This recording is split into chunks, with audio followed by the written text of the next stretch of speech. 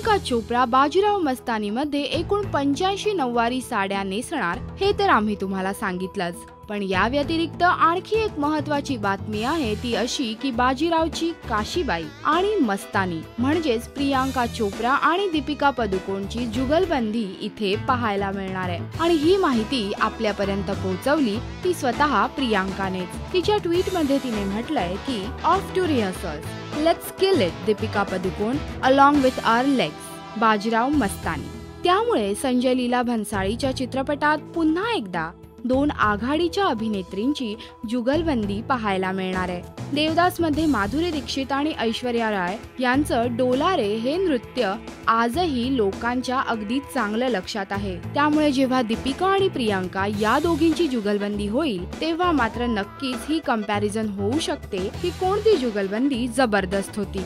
पण त्याही पेक्षा महत्त्वाचं म्हणजे प्रियांका चोप्रा साकारत असलेली काशीबाई म्हणजे पेशवाई राणी आणि नृत्यांगना मस्तानी यांच्यातली जुगलबंदी अन पारो आणि चंद्रमुखी यांच्यातल्या जुगलबंदीमध्ये फरक असणं आवश्यक आहे।